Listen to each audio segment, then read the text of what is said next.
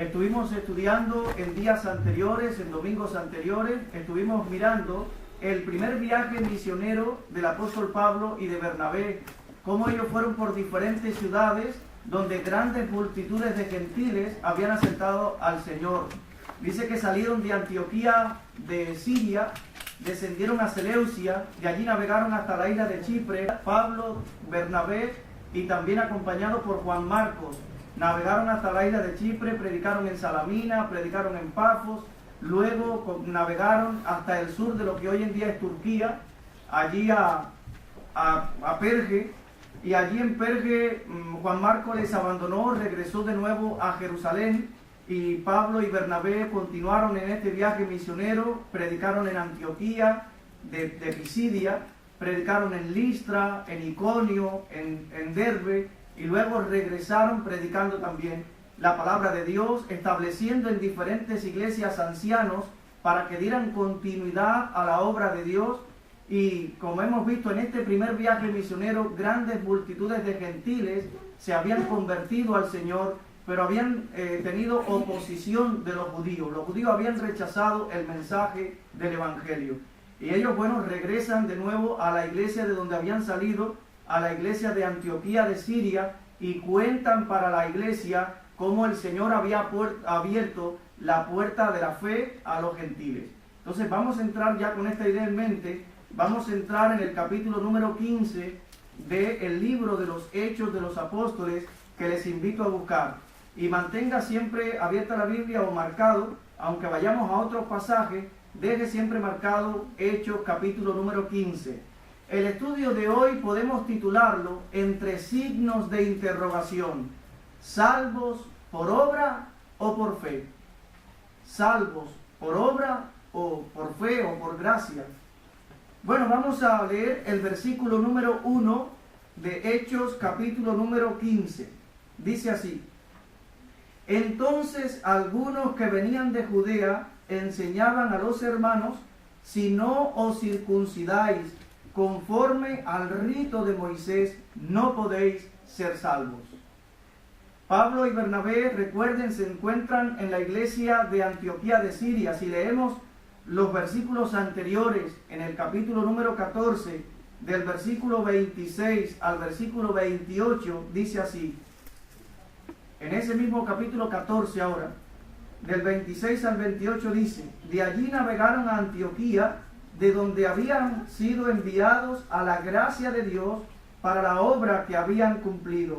Y habiendo llegado y reunido a la iglesia, refirieron cuán grandes cosas había hecho Dios con ellos y cómo había abierto la puerta de la fe a los gentiles. Y se quedaron allí mucho tiempo con los discípulos. Es decir, Pablo y Bernabé se encontraban en esta iglesia, en la iglesia de Antioquía de Siria. Y ahora esta iglesia es visitada por un grupo de judíos que se habían convertido al cristianismo y que vienen de Judea y les están visitando. Sin embargo, están enseñando una doctrina nueva, una doctrina diferente. ¿En qué consiste esa doctrina? Bueno, consiste, dicen ellos, en que los gentiles que han creído en Jesús, que han aceptado a Jesús como el Señor y Salvador de su vida, ellos deben de circuncidarse conforme a la ley de Moisés, y entonces es que van a ser salvos. Para personas que probablemente nos están visitando por primera ocasión, decirle que los gentiles eran aquellas personas que no pertenecían a la nación de Israel. Eran personas que no eran descendientes de Abraham, de Isaac, de Jacob. No descendían de Jacob. Todas las personas que descienden de Jacob son considerados israelitas. Y luego, posteriormente, pues se le llaman judíos, a pesar de que solamente una tribu de Israel son los judíos, la tribu que desciende de Judá. Pero en un final llegaron a llamársele judíos a todos. Entonces, estos judíos decían que los gentiles, aquellas personas que no eran descendientes de Abraham, ellos para ser salvos no solamente debían creer en Jesús como el Señor y Salvador de su vida, sino que también debían de circuncidarse y guardar toda la ley de Moisés. Ahora, ¿qué es la circuncisión? La circuncisión es una señal que Dios había mandado a Abraham y a su descendencia, que consistía circuncisión, un corte circular en el prepucio que cubre el glande del miembro viril masculino. Vamos a verlo en Génesis capítulo número 17, cuando Dios ordenó por primera ocasión a Abraham la circuncisión. Génesis capítulo número 17, es el primer libro de la Biblia, versículos 10 al 13. Génesis 17, capítulo 17, del versículo 10 hasta el versículo 13, dice así. Este es Dios haciendo un pacto con Abraham y dice: este es mi pacto que guardaréis entre mí y vosotros y tu descendencia después de ti. Será circuncidado todo varón de entre vosotros. Circuncidaréis pues la carne de vuestro prepucio, y será por señal del pacto entre mí y vosotros. De edad de 8 días será circuncidado todo varón entre vosotros por vuestras generaciones, el nacido en casa y el comprado por dinero a cualquier extranjero que no fuere de tu linaje. Debe ser circuncidado el nacido en tu casa y el comprado por tu dinero, y estará mi pacto en vuestra carne por pacto perpetuo. Luego, la descendencia de Abraham fue esclava en Egipto, y cuando salieron de Egipto, Dios les dio leyes a través de Moisés. Y en el libro de Levíticos capítulo número 12, Levíticos capítulo número 12, del versículo 1 hasta el versículo 3, podemos encontrar de que Dios les da la ley y ahora Dios les dice que deben de circuncidarse.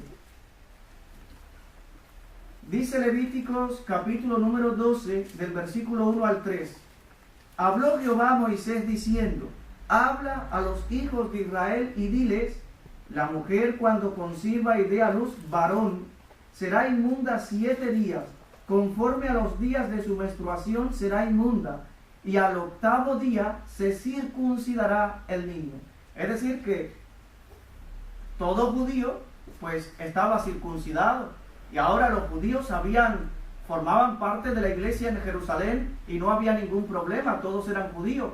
Sin embargo, comienza el evangelio a llegar a los gentiles en masa comienzan a recibir a Cristo como el Señor y Salvador de sus vidas, y hay un grupo de judíos que está diciendo que esos gentiles deben de circuncidarse para después ser salvos. Volviendo nuevamente a Hechos capítulo número 15, leemos el versículo 2 y dice: como Pablo y Bernabé tuviesen una discusión y contienda no pequeña con ellos, es decir, una gran contienda, se dispuso que subiesen Pablo y Bernabé a Jerusalén y algunos otros con ellos, y a los apóstoles y a los ancianos para tratar esta cuestión.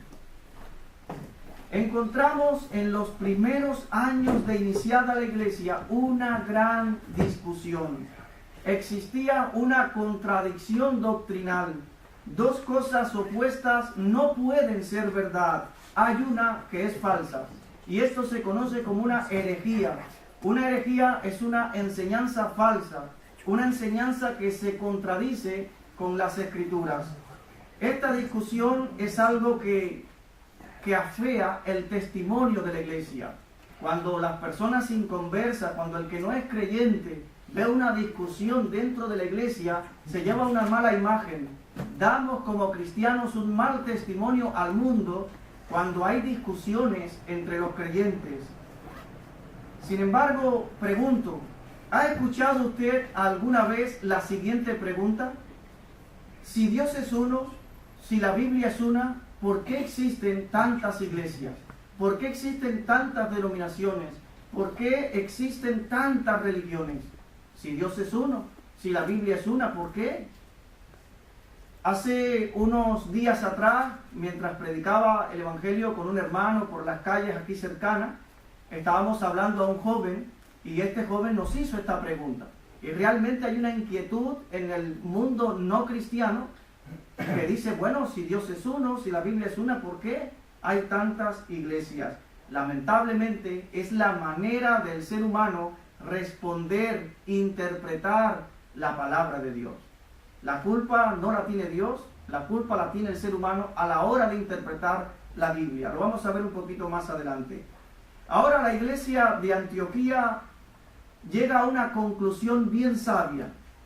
Debe ser tratado, esta cuestión debe ser tratada por los pilares de la iglesia, deben de llevar el asunto a la iglesia de Jerusalén para que se reúnan los apóstoles, los ancianos y la iglesia más madura espiritualmente hasta ese entonces, que es la iglesia de Jerusalén, donde surge la iglesia, pues que ellos traten esa cuestión y llegan a una conclusión. Versículo número 3, Hechos capítulo número 15, versículo 3 dice: ellos pues, habiendo sido encaminados por la iglesia, pasaron por Fenicia y Samaria, contando la conversión de los gentiles, y causaban gran gozo a todos los hermanos.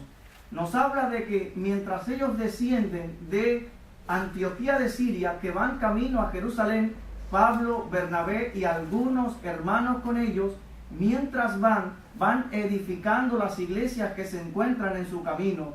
Las iglesias que estaban en todo ese territorio de Fenicia, es el territorio donde se encuentra Tiro, Sidón, y recordemos que cuando los judíos fueron perseguidos por causa de la muerte de Esteban, la Biblia nos dice en Hechos 11:29, que Hechos 11:19, que esos judíos predicaron el evangelio allí también en ese territorio de Fenicia, y surgieron diferentes iglesias allí. Y recuerden también cómo la Biblia nos habla en Hechos capítulo número 8 acerca de la predicación de Felipe en Samaria. Cómo los samaritanos escucharon el evangelio y muchos de ellos creyeron en el Señor, aceptándole como el Salvador de sus vidas. Entonces Pablo y Bernabé y estos hermanos van por todas esas iglesias contándole cuán grandes cosas el Señor estaba haciendo en medio del mundo gentil, como los gentiles estaban también convirtiéndose a Dios. Ahora el versículo 4 y 5 dicen así: y llegados a Jerusalén, fueron recibidos por la iglesia y los apóstoles y los ancianos, y refirieron todas las cosas que Dios había hecho con ellos. Pero algunos de la secta de los fariseos que habían creído se levantaron diciendo: es necesario circuncidarlos y mandarles que guarden la ley de Moisés. Pablo y Bernabé y algunos hermanos que han venido desde Antioquía ahora llegan a Jerusalén. Están en Jerusalén y presentan el tema que les ocupa. Les presentan el motivo de su viaje, por qué han venido. El final del versículo número 1, la segunda parte del versículo dice: si no os circuncidáis conforme al rito de Moisés, no podéis ser salvos. El final del versículo número 5, o sea, la segunda parte dice: es necesario circuncidarlos y mandarles que guarden la ley de Moisés. Aquí encontramos un grande problema que va a perdurar por muchos siglos e incluso hasta la actualidad. Pregunto, ¿somos salvos por algo que nosotros podamos hacer por nosotros mismos, o somos salvos por lo que Cristo hizo por nosotros? Si nosotros pudiéramos ser salvos por nuestras buenas obras, ¿para qué murió Jesús? Jesús viene a este mundo para nosotros hace aproximadamente 2000 años, porque nuestras obras no pueden justificarnos ante Dios, porque no podemos hallar el perdón de nuestros pecados por nosotros mismos, porque nuestras obras son malas, porque nuestra justicia es como trapo de inmundicia, por cuanto todos pecaron y están destituidos de la gloria de Dios. Entonces Cristo muere en nuestro lugar. Dice este pasaje que los fariseos fueron los que promovieron esta enseñanza. ¿Quiénes eran los fariseos? Los fariseos eran una secta dentro del judaísmo.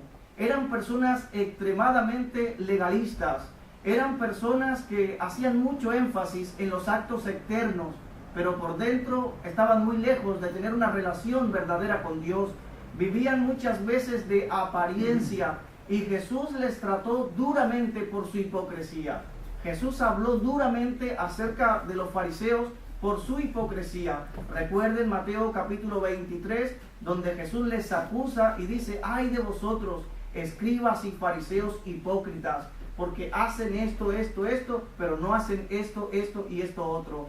Jesús habló de una parábola maravillosa, hablando acerca de la hipocresía de estos fariseos y acerca de su extremismo. No lo busquen.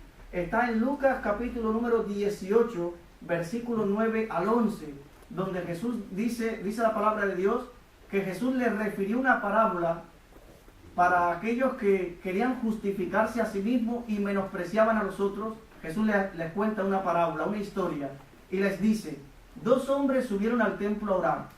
El uno era fariseo y el otro era publicano. El fariseo, puesto en pie, oraba consigo mismo: Dios, te doy gracias porque no soy como los demás hombres, ladrones, injustos, adúlteros, ni aun como este publicano. Ayuno 2 veces a la semana, doy diezmo de todo lo que gano. Pero dice Jesús que el publicano estaba de lejos y no quería ni alzar los ojos al cielo, sino que se golpeaba el pecho diciendo: Dios, sé propicio a mí, pecador. Dice Jesús que ese volvió a su casa justificado antes que el otro, porque cualquiera que se enaltece será humillado y el que se humilla será enaltecido. Jesús está diciendo que los fariseos son de ese tipo de personas que llegan ante Dios como quien dice: Dios, estoy aquí para que me des tu bendición porque yo me lo he ganado y estoy aquí, yo he sido muy bueno, yo nunca le he hecho mal a nadie. Sin embargo, el fariseo representa a todos los seres humanos sobre la faz de la tierra que de alguna manera hemos ofendido a Dios, que cuando nos comparamos con Dios nos damos cuenta que estamos sucios y venimos ante Dios a decir: Señor, perdóname, perdóname. Y Jesús dice que ese vuelve a su casa justificado. Y ahora vemos que un grupo de fariseos ha creído en Cristo. Ellos han creído en Cristo como el Señor y Salvador de su vida, pero mientras la iglesia allí en Jerusalén, pues la mayoría son judíos o todos son judíos, pues ellos no se sienten amenazados por su religión. Han creído en Jesús, pero recuerden, son personas que han sido circuncidados desde el 8º día de nacido. Son personas que durante toda su vida han hecho mucho énfasis en la ley y eso está muy arraigado en su corazón. Y ahora cuando ven que un grupo de gentiles se ha convertido al Señor, ellos comienzan a decir: no es posible de que esas personas puedan tener la salvación si no primero se circuncidan y guardan toda la ley de Moisés. Sin embargo, Dios había hablado por medio de los profetas en las Escrituras de que Él haría un nuevo pacto con la casa de Israel. Es cierto que Dios le dijo a Abraham: mira, perpetuamente tienes que circuncidarse, todo nacido en casa, y aún el comprado por tu dinero tiene que llevar la circuncisión. Es como una marca eterna que le pertenece a Dios. Es un acto de obediencia donde esa persona tiene una relación personal con Dios. Pero eso iba a cambiar. Si buscamos, por ejemplo, el libro del profeta Jeremías, Jeremías capítulo número 31, versículo del 31 hasta el 35, encontramos lo siguiente. Jeremías capítulo número 31, versículos del 31 hasta el 33. Dice Dios a través de este profeta: He aquí que vienen días, dice Jehová, en los cuales haré nuevo pacto con la casa de Israel y con la casa de Judá, no como el pacto que hice con sus padres el día que tomé su mano para sacarlos de la tierra de Egipto, porque ellos invalidaron mi pacto, aunque fui yo un marido para ellos, dice Jehová. Pero este es el pacto que haré con la casa de Israel después de aquellos días, dice Jehová. Daré mi ley en su mente y la escribiré en su corazón, y yo seré a ellos por Dios y ellos me serán por pueblo. Ahora imagínense que la Unión Europea hace un tratado de emigración, hace un pacto entre todos los países de la Unión Europea. Bueno, ese es el pacto que está vigente. Hasta que no exista otro pacto, puede ser que se reúnan al año siguiente y digan: bueno, vamos a arreglar esto. Vamos a hacer un nuevo pacto sobre el tratado de emigración en toda la Unión Europea. Y hacen un nuevo pacto y es aprobado por todos Y bueno, ¿cuál es el pacto que está vigente? El nuevo, el anterior ya está caducado. Entonces Dios está hablando de un nuevo pacto con la casa de Israel. Y vamos a ver que cuando Jesús está instituyendo la cena del Señor, y lo pueden buscar en Mateo capítulo número 26, en el Evangelio según San Mateo, en el capítulo 26, mientras Jesús comiendo el Cordero Pascual con sus discípulos, y miren lo que sucede. Mateo capítulo 26, versículo 26 dice: y mientras comían, tomó Jesús el pan y bendijo y lo partió y dio a sus discípulos y dijo: tomad, comed, esto es mi cuerpo. Y tomando la copa y habiendo dado gracias, les dio diciendo: bebed de ella todos, porque esto es mi sangre del nuevo pacto, que por muchos es derramada para remisión de los pecados. Es decir, que Jesús, en representación del Padre, Jesús teniendo delante de él los apóstoles, en representación de la humanidad, de los que habían de creer en él, Jesús está instituyendo el nuevo pacto, usando simbólicamente el pan y el vino como símbolo de su cuerpo y de su sangre vertida en la cruz del Calvario. Jesús está instituyendo el nuevo pacto. Posteriormente, el escritor de Hebreos, lo pueden buscar en la carta a los Hebreos, en el capítulo número 8, Hebreos capítulo número 8, es una carta que fue inspirada por el Espíritu Santo y que fue dirigida especialmente a los hebreos, a los judíos, a los israelitas. Y dice Hebreos capítulo número 8, del versículo 8 hasta el versículo 13, dice así. Hebreos 8, del 8 al 13. Porque reprendiéndolos dice: he aquí vienen días, dice el Señor, en que estableceré con la casa de Israel y con la casa de Judá un nuevo pacto, no como el pacto que hice con sus padres el día que los tomé de la mano para sacarlos de la tierra de Egipto, porque ellos no permanecieron en mi pacto, y yo me desentendí de ellos, dice el Señor. Por lo cual, este es el pacto que haré con la casa de Israel después de aquellos días, dice el Señor. Pondré mis leyes en la mente de ellos, y sobre su corazón las escribiré, y seré a ellos por Dios, y ellos me serán a mí por pueblo.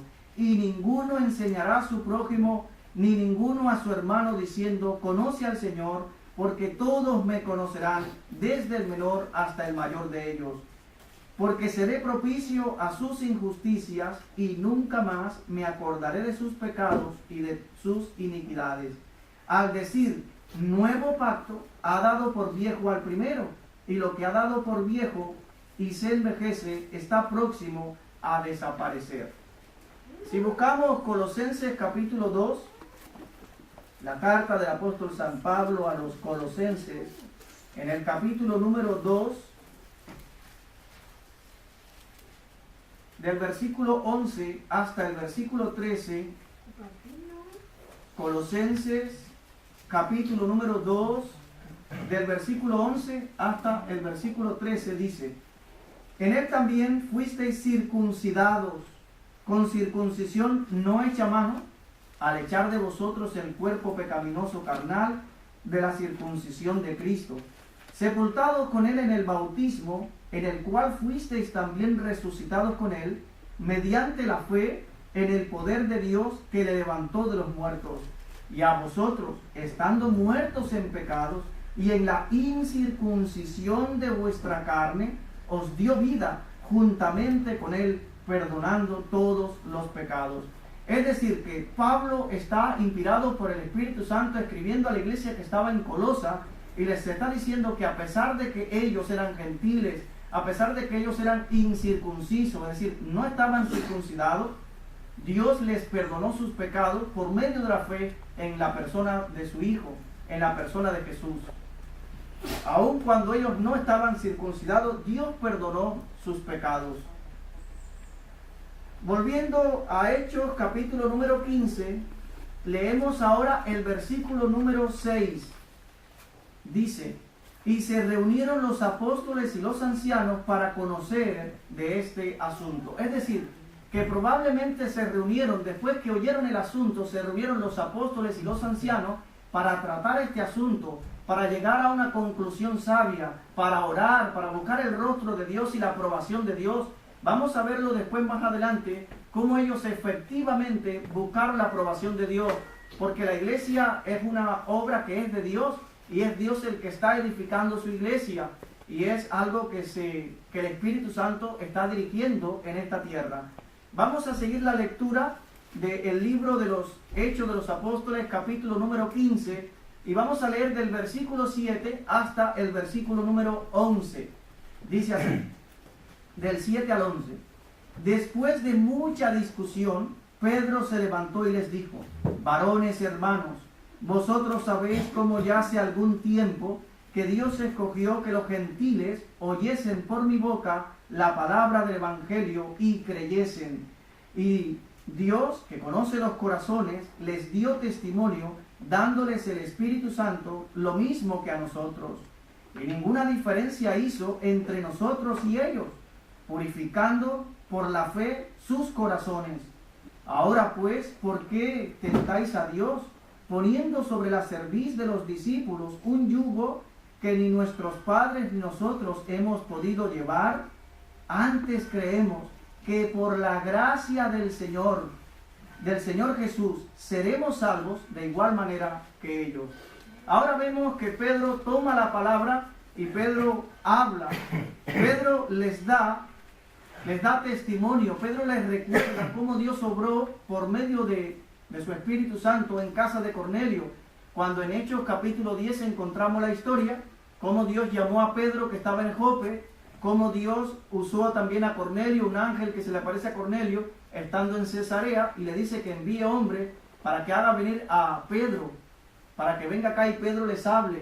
Y cómo Pedro en casa de Cornelio, donde Cornelio había reunido una gran multitud de personas, Pedro habla y ellos creyeron, y el Espíritu Santo es derramado sobre cada uno de ellos, siendo ellos gentiles, siendo Cornelio un centurión romano, pero él creyó en Dios y el Espíritu Santo vino sobre ellos, lo mismo que sobre los apóstoles y sobre aquellos 120 cuando estaban orando el día de Pentecostés en Hechos capítulo número 2.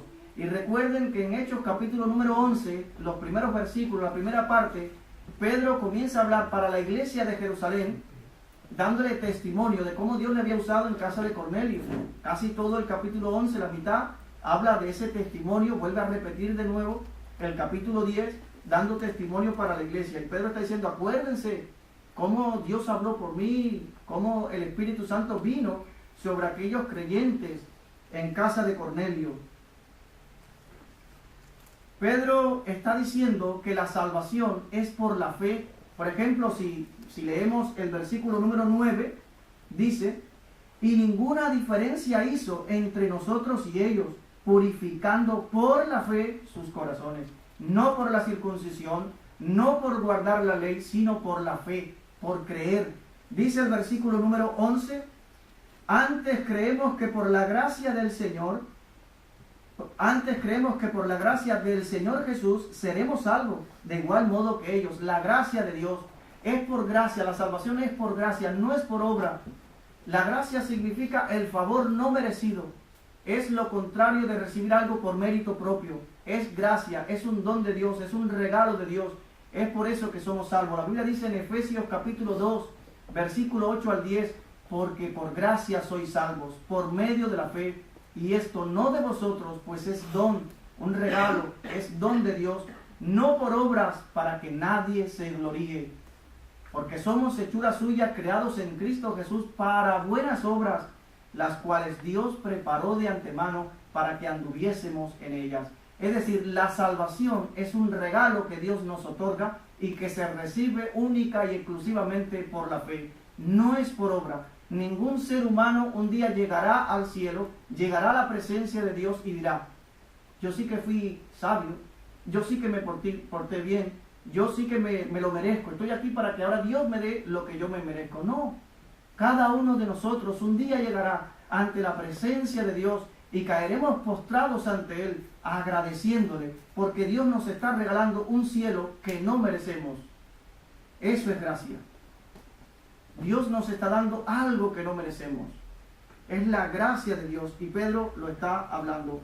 Ahora, hermanos, el sello que Dios nos pone es el Espíritu Santo. La Biblia dice en Efesios capítulo 1, versículos 13 y 14, en él también, habiendo oído el evangelio de vuestra salvación, habiendo oído la palabra de verdad, el evangelio de vuestra salvación, y habiendo creído, fuisteis sellados con el Espíritu Santo de la promesa, que es las arras de nuestra herencia, hasta la redención adquirida para la alabanza de su gloria. Es decir, cada uno de nosotros ahora no tenemos que llevar la marca esa de la circuncisión, la señal de la circuncisión, que la mujer quedaba excluida, solamente era el hombre. Y cuando una persona muere, el cuerpo va al cementerio, se descompone el cuerpo, el espíritu no el cuerpo, vuelve al polvo. Sin embargo, ahora esa señal está en el Espíritu, y es tanto para hombres como para mujeres. Somos sellados con el Espíritu Santo en el momento en que creemos. Esa es la señal que Dios ha puesto en nosotros. Eso es lo que nos identifica de las demás personas, que tenemos una relación personal con Dios, porque somos templos del Espíritu Santo. Leyendo el versículo 12, en Hechos 15, en el versículo 12 dice: entonces toda la multitud cayó y oyeron a Bernabé y a Pablo, que contaban cuán grandes señales y maravillas había hecho Dios por medio de ellos entre los gentiles. Pablo y Bernabé ahí están dando testimonio de cómo en primer lugar surge una iglesia con una gran cantidad de gentiles en Antioquía. Lo podemos ver después en Hechos capítulo número 11.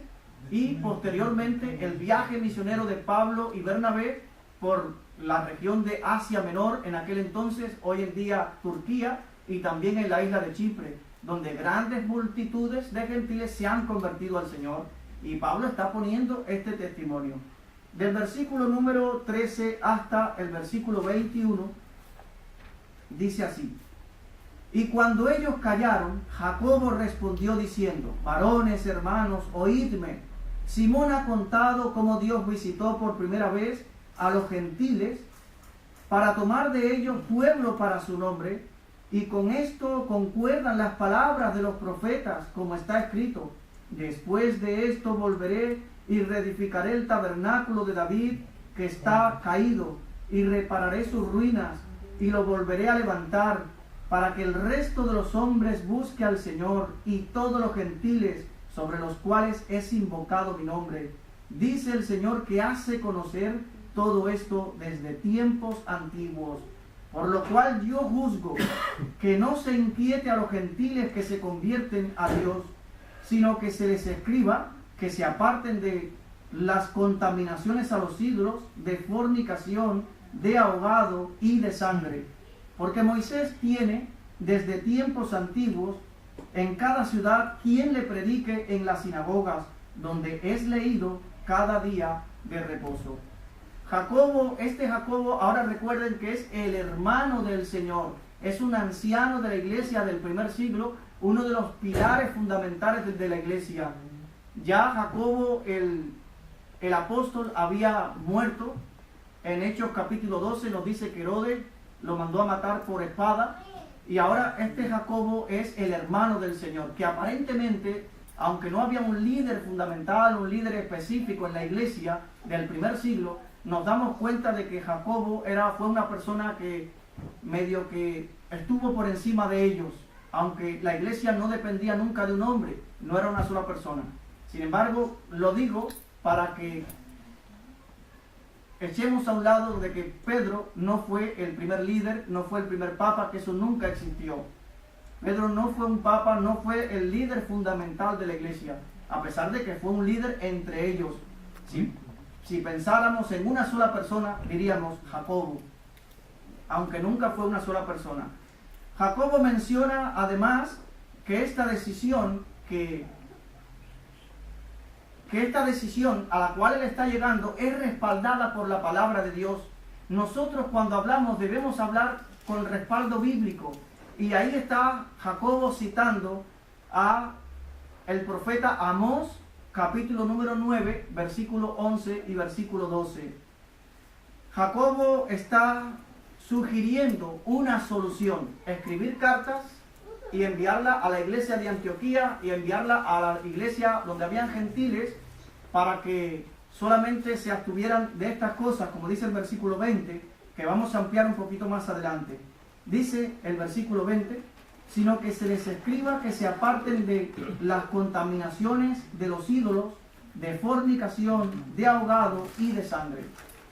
Vamos a leer del versículo 22 al versículo 29 y vamos a ver si la iglesia, si los presentes aprueban o están en contra de esto que ha sugerido Jacobo. Dice así, del 22 al 29. Entonces pareció bien a los apóstoles y a los ancianos, con toda la iglesia, elegir de entre ellos varones y enviarlos a Antioquía con Pablo y Bernabé, a Judas, que tenía por sobrenombre Barsabás, y a Silas, varones principales entre los hermanos, y escribir por conducto de ellos lo siguiente: los apóstoles y los ancianos y los hermanos, a los hermanos de entre los gentiles que están en Antioquía, en Siria, en Cilicia, salud.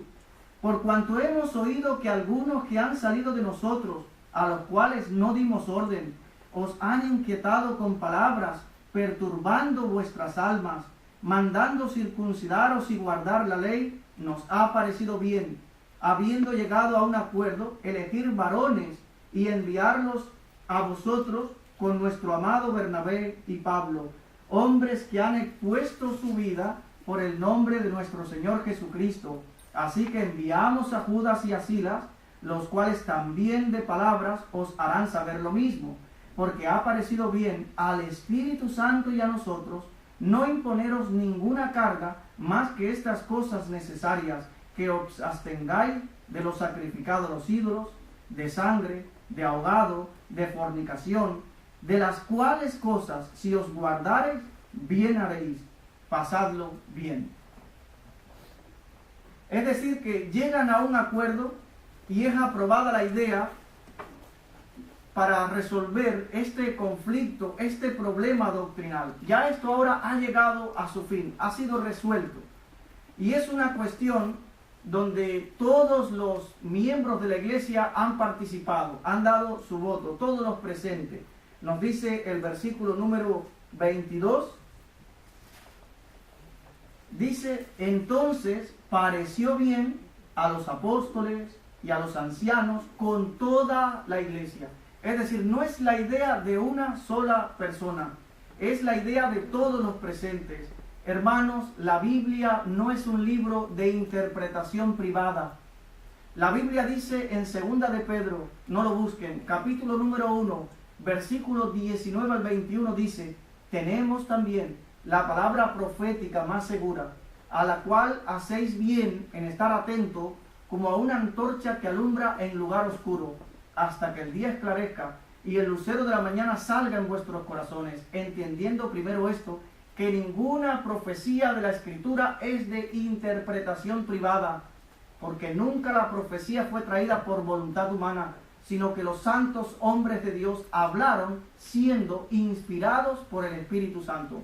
La Biblia es un libro para entenderlo espiritualmente. Necesitamos el Espíritu Santo para entender las Escrituras. Muchas personas dicen: yo me leí toda la Biblia y yo no entendí nada, no me dice nada Dios, porque es un libro que la Biblia dice que el hombre natural no percibe las cosas que son del Espíritu. Si necesitamos haber nacido de nuevo, necesitamos el Espíritu Santo para entender la Biblia, y no es la interpretación de un hombre.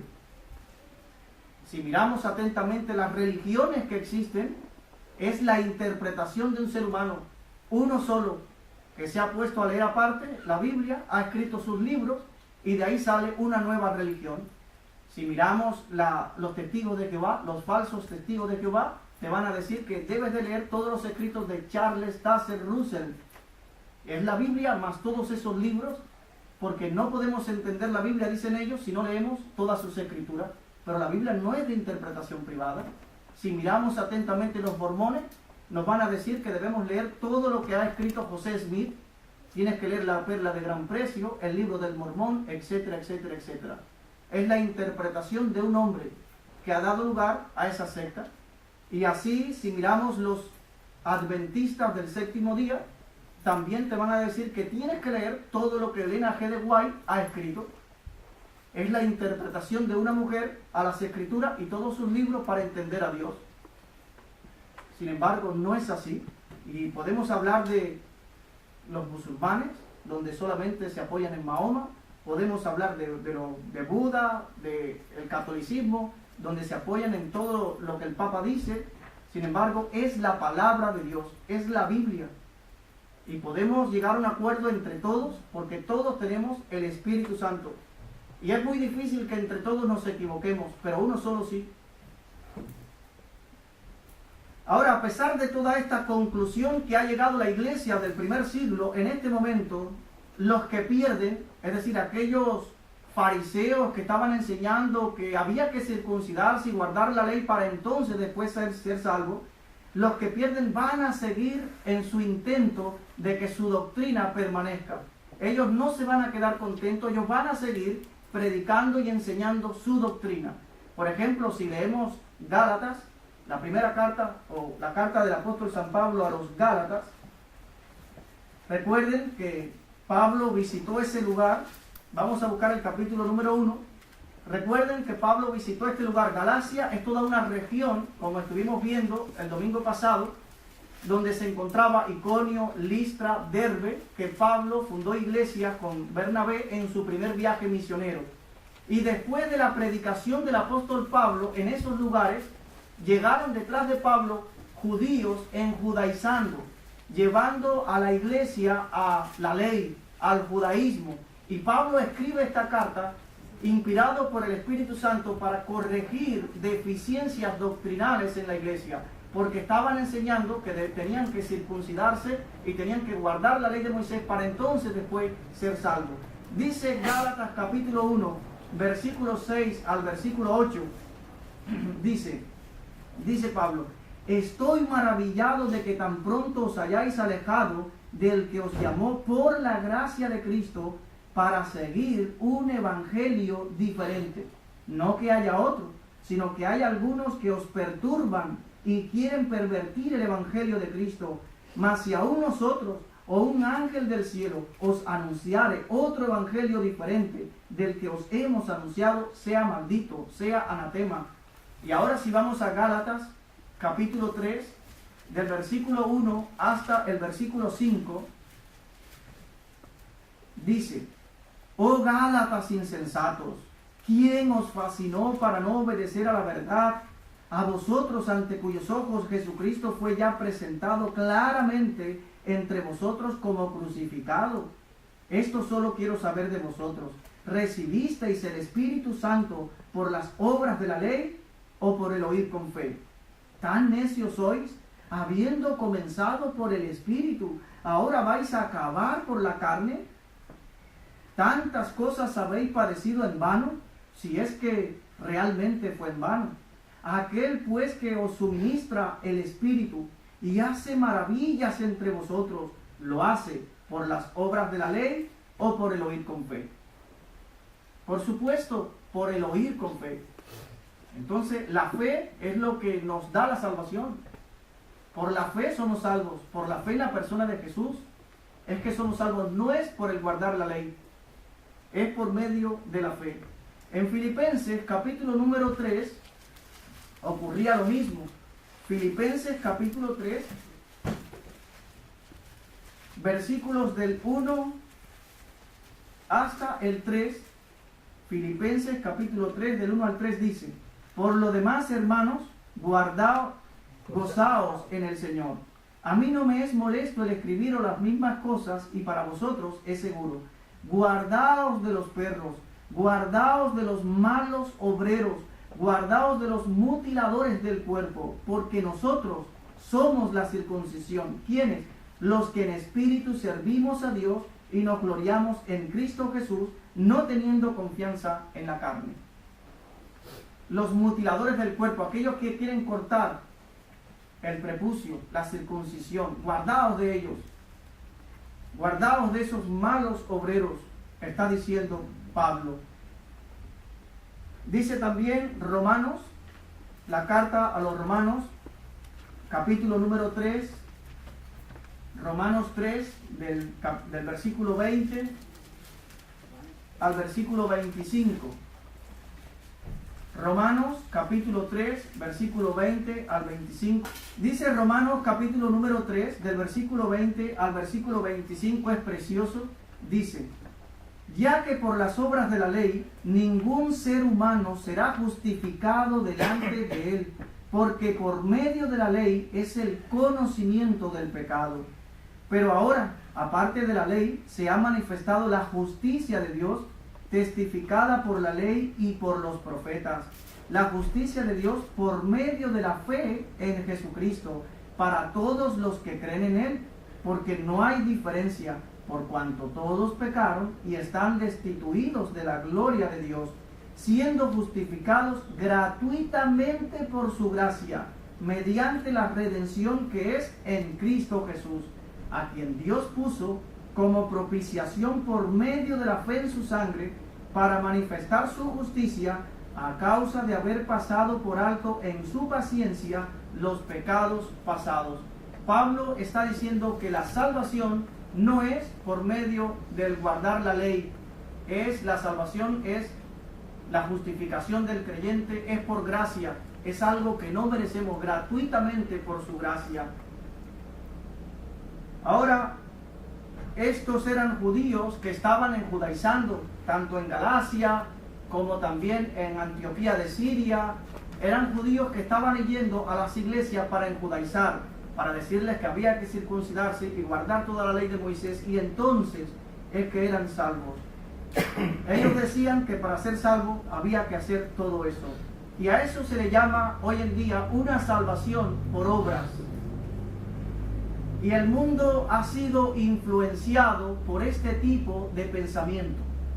Y eso es lo que ha dado lugar a la cantidad de religiones que existen en el mundo. El cristianismo se diferencia de las religiones porque la religión es: yo tengo que hacer esto, tengo que hacer esto otro, y después Dios mirará mis obras, y si me lo merezco, entonces Dios me dará la vida eterna. No hay seguridad en el corazón humano si tiene la vida eterna o no. Sin embargo, eso es religión. Sin embargo, el cristianismo es una relación personal con Dios.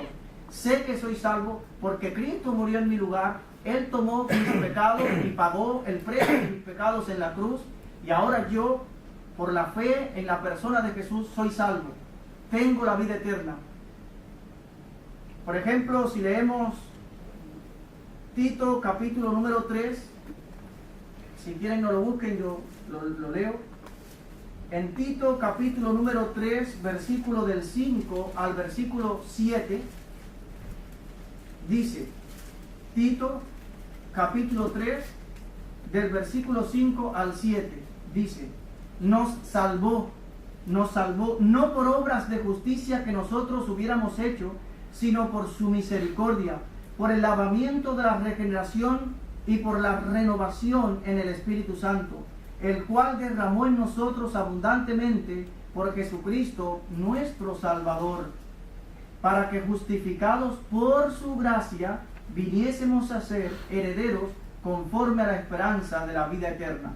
Es decir, Pablo está escribiendo a Tito y le está diciendo que la salvación es un regalo de Dios que se obtiene por la fe, y que cuando una persona pone su fe en la persona y la obra de Jesús, el Espíritu Santo viene a habitar en el creyente, y el Espíritu Santo comienza a hacer una obra en la vida del creyente, produce el nuevo nacimiento, la regeneración, la justificación, la santificación, todo eso que el Espíritu Santo provoca en la vida del creyente. Después que una persona es salva del Espíritu Santo, las obras de esa nueva naturaleza, Jesús lo habló de la siguiente manera en el Evangelio según San Mateo, capítulo número 7, Mateo capítulo número 7, del versículo 15 al versículo número 20. Mateo capítulo número 7, del versículo 15 hasta el versículo 20, dice así. Dice Jesús: guardaos de los falsos profetas que vienen a vosotros con vestidos de ovejas, pero por dentro son lobos rapaces. Por sus frutos los conoceréis. ¿Acaso se recogen uva de los espinos o higo de los abrojos? Así todo buen árbol da buenos frutos, pero el árbol malo da frutos malos. No puede el buen árbol dar malos frutos, ni el árbol malo dar frutos buenos. Todo árbol que no da buen fruto es cortado y echado en el fuego. Así que por sus frutos los conoceréis. Es decir, alguien puede aparentar tener cierta piedad, puede aparentar ser una oveja, pero al final las obras de esa naturaleza son lo que se va a exteriorizar. Un árbol de lejos puede parecer, por ejemplo, un árbol de aguacate puede parecer de mango, pero después por su fruto lo vamos a conocer. Es decir, que el creyente que ha nacido de nuevo, que tiene su fe puesta en el Señor y Salvador Jesucristo, va a exteriorizar las obras de un creyente, las obras de un cristiano, porque ya es salvo, porque ha nacido de nuevo, porque va a reproducirse según su nueva naturaleza, porque ya es salvo. No es a lo contrario. Hago buenas obras, me porto bien, y entonces Dios después me da la salvación. No. Porque claro, el cristiano debe de andar como Cristo anduvo, sin santidad nadie verá al Señor. Todo eso lo dice la Biblia. No es que nos vamos a los extremos, nosotros como cristianos decimos, bueno, no importan las obras. Sí, sí importan. Son los frutos que acompañan a la nueva naturaleza. Pero no somos salvos por las obras. Obramos porque ya somos salvos. Que es muy diferente. Hemos nacido de nuevo y ahora esas obras se exteriorizan. Porque ya tenemos la salvación. Hermanos, hasta este momento de Hechos capítulo número 15, la iglesia ha recibido ataques de afuera, de judíos que rechazaban el cristianismo.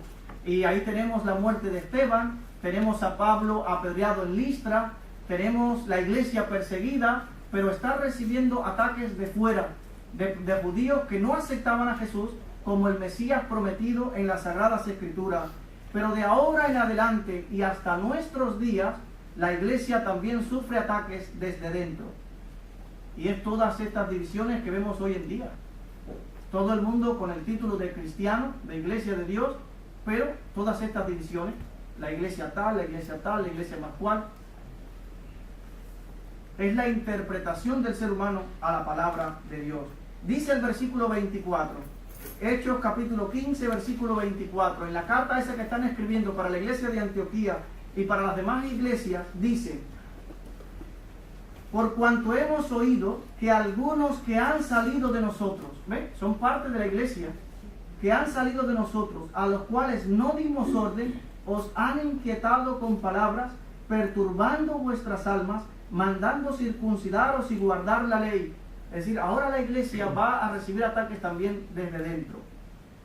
Aquí, en este concilio, la conclusión a la que llega la iglesia no es algo puramente humano, es algo también divino, sobre todo divino, porque dice el versículo 28 de Hechos 15, porque ha parecido bien al Espíritu Santo y a nosotros no imponeros ninguna carga más que estas cosas necesarias. Es decir, que a la conclusión que ha llegado la iglesia, el acuerdo que ha tomado la iglesia no es algo humano, es Dios obrando, es el Espíritu Santo que ha obrado en medio de ellos. Y dice, nos ha parecido bien al Espíritu Santo y a nosotros. El Espíritu Santo en primer lugar. Escriben cartas que van dirigidas a distintas iglesias, en especial a la iglesia de Antioquía, que es la iglesia donde ha surgido esta deficiencia teológica, este conflicto doctrinal. Ahora, la iglesia debía, dice el versículo 29, miren lo que debía la iglesia: que os abstengáis de los sacrificados a los ídolos. ¿Por qué? Porque fue un momento histórico en el cual en casi todas las ciudades tenían sus ídolos, tenían sus dioses, tenían sus templos, adoraban a sus ídolos. Y muchas veces sacrificaban animales para esos ídolos, para esos dioses entre comillas. Sacrificaban animales y luego esa carne dicen que se vendía a un precio menor, donde la gente iba y compraba esa carne. Y están diciendo que os abstengáis de los sacrificados a los ídolos. El creyente, o sea, no hace nada al creyente, porque un ídolo nada es, Dios creó todas las cosas y nada ha de desecharse si se come con acción de gracia, pero es un mal testimonio para los inconversos cuando nos ven comiendo ese tipo de cosas que ha sido sacrificada para los ídolos. No nos va a hacer nada, pero es un mal testimonio. Nosotros no tenemos que vivir como el mundo. El mundo no es lo que marca los parámetros de nuestra vida, sino la palabra de Dios. Que os abstengáis de los sacrificados a los ídolos, y de sangre y de ahogado. Sangre, ¿por qué? Bueno, Dios dice en su palabra que no debemos comer sangre. Y ahogado, porque son animales que han muerto sin desangrar. Se ahogan y muchas veces las personas lo aprovechan, lo comen, pero no ha derramado su sangre. Pero fíjense en la expresión que usan para hablar de estas cosas. Dice el final del versículo 29, de las cuales cosas, si os guardareis, bien hacéis, bien haréis, pasadlo bien. Se nota como algo pasivo, no es algo impuesto, no es una imposición, se nota como algo pasivo. Vamos a ver en Génesis capítulo 9, del 1, Génesis 9, vamos a leer 2 citas bíblicas y ahí terminamos. Génesis 9, del versículo 1 al versículo 5. Estamos hablando ya de los tiempos posteriores al diluvio. La población mundial son 8 personas. Y ahora, después del diluvio, Dios va a hablar a Noé y a su familia y les dice lo siguiente. Hasta ese momento probablemente tanto seres humanos como animales eran vegetarianos. Se alimentaban únicamente de verduras, vegetales, frutas, etc., pero no de carne. Hasta ese momento. Dice Génesis 9 del 1 al 5. Bendijo Dios a Noé y a sus hijos y les dijo, fructificad y multiplicaos, llenad la tierra. El temor y el miedo de vosotros estará sobre todo animal de la tierra y sobre toda ave de los cielos, en todo lo que se mueve sobre la tierra y en todos los peces del mar en vuestras manos son entregados. Y todo lo que se mueve y vive os será para mantenimiento, así como las legumbres y plantas verdes os lo he dado todo, pero carne con su vida, que es su sangre, no comeréis, porque ciertamente demandaré la sangre de vuestras vidas, de mano de todo animal la demandaré, etcétera, etcétera. Después, cuando el pueblo de Israel sale de Egipto, en Levíticos capítulo número 17, en Levíticos capítulo número 17, Dios aquí nos dice el por qué ellos no debían comer sangre. Levíticos capítulo número 17, del versículo 10 hasta el versículo 13. Dice así Levíticos 17, del 10 al 13. Si cualquier varón de la casa de Israel y de los extranjeros que moran entre ellos comiere alguna sangre, yo pondré mi rostro contra la persona que comiere sangre y la cortaré de entre su pueblo. Porque la vida de la carne en la sangre está, y yo os la he dado para hacer expiación sobre el altar por vuestras almas, y la misma sangre hará expiación de la persona. Por tanto, he dicho a los hijos de Israel, ninguna persona de vosotros comerá sangre, ni el extranjero que mora entre vosotros comerá sangre, y cualquier varón de los hijos de Israel o de los extranjeros que moran entre ellos, que cazare animal o ave que sea de comer, derramará su sangre y la cubrirá con tierra, porque la vida de toda carne es su sangre.